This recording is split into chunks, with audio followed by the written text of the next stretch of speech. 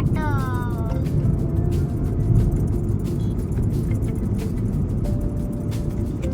ఎక్కడికి వెళ్తున్నావు చెప్పమ్మా? గుడికి.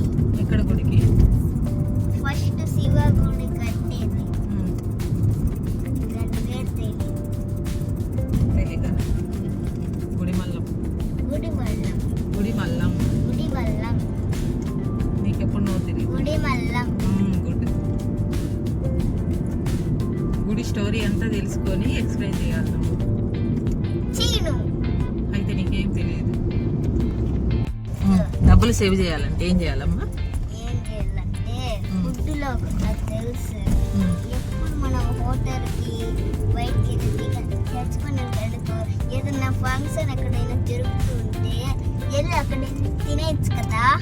సరే, రోజుకి ఏదైనా ఫంక్షన్ జరుగుతుంటే శ్రీకాంత్ తీసుకెళ్ళి వదిలేస్తుంది. అప్పుడు తినేయచ్చు, డబ్బులు వేస్ట్ అవ్వు.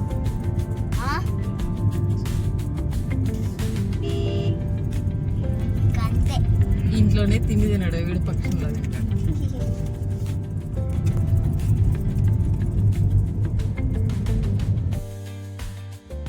హలో అండి, అందరికీ నమస్కారం. Welcome to my channel.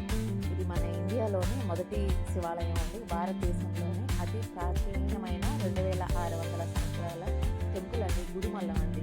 Gudimallam అని పేరు ఎందుకు వచ్చిందంటే గుడి పల్లంలో ఉంటుందండి. గుడిపల్లం అనేవాళ్ళు అంట అండి. తిరగా అది గుడిమల్లం అయిపోయింది అంటారు. చూడండి, ఇక్కడ మీకు చూపిస్తున్నాను కదండి, సేమ్ అండి. టెంపుల్లో విగ్రహం ఎట్లే ఉంటుందండి. ఇక్కడ చూస్తున్నారా అండి, బ్రహ్మ యక్ష రూపము, విష్ణువు పరశురామ అవతారము, శివుడు పురుషలింగాకారంతో స్వర్ణముఖి నది తీరంలో ఉంటుందండి ఈ టెంపుల్. ఒకసారి చుట్టుపక్కల తిరుపతి చుట్టుపక్కల ఉండే వాళ్ళు వెళ్ళి చూడండి. ఒకవేళ తిరుమలకి వచ్చే వాళ్ళు కూడా ఒక ½ అవర్ అండి, వెళ్ళి చూడండి. బాగుంటుందండి. ఇలాంటి టెంపుల్ని మనం ఆదరించాలి, మనం చూడాలండి. చాలా వరకు ఇది గుడి వెళ్ళి చూస్తేనే బాగా ఓల్డ్ అని అర్థమైపోతుంది మనకి. గుడి ఎంట్రన్స్ అండి. మేము వెళ్ళినప్పుడు గుడికి కుంభాభిషేకం చేస్తున్నారండి. కుంభాభిషేకం చేసిన 2 రోజులకి మేము విన్నామండి. గుడి కట్టినప్పుడు చేసింది, తర్వాత 20 సంవత్సరాలు చేయలేదని చెప్పి కుంభాభిషేకం చేస్తున్నారండి. కుంభాభిషేకం శుక్రవారం చేస్తే మేము ఆదివారం వెళ్ళినాము.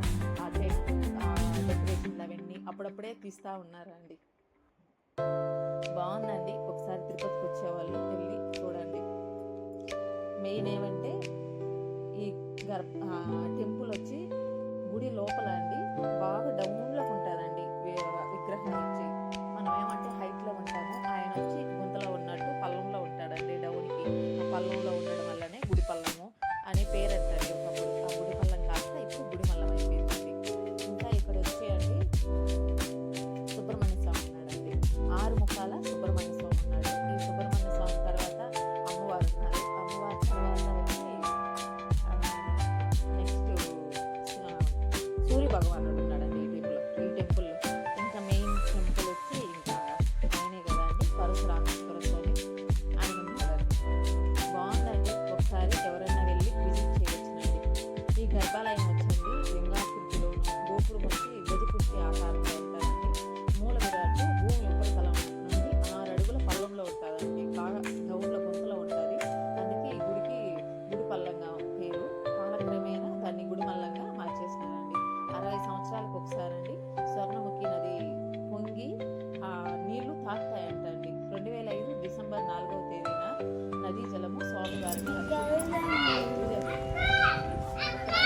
దక్షిణాయనానికి మారే దిశలో సూర్యకిరణాలు ఆ మూల విరాట్ని తాకుతాయంటండి. వెళ్ళి చూడొచ్చునండి. ఈ ప్రాంగణంలో శ్రీ ఆనందవల్లి పార్వతీ శ్రీవల్లి దేవస్థానం, సుబ్రహ్మణ్య స్వామి టెంపుల్, అదే నేను చెప్తున్నాను కదండి సూర్య భగవానుడు కూడా పొద్దున్నే సాయంకాలం అభిషేకం కూడా చేస్తారండి. శివుడికి చేస్తారు. బాగుందండి. ఒకసారి వెళ్ళి ఎవరైనా విజిట్ చేయాల్సిందండి ఈ టెంపుల్. మనం ఓల్డ్ టెంపుల్ చాలా వరకు కనుమరుగైపోతున్నాయి కదా అండి. ఈ గుడిమల్లం మాత్రం అందరూ కాపాడుకుంటే బాగుందనిపిస్తుందండి.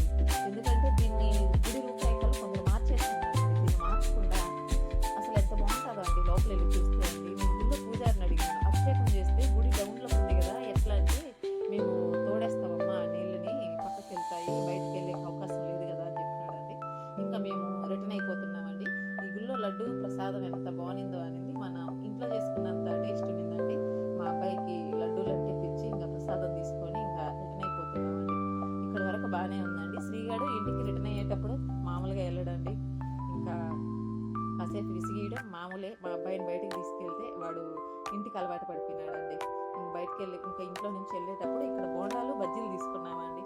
ఈ ఈ బజ్జీలకి కారం చట్నీ ఇచ్చినారండి.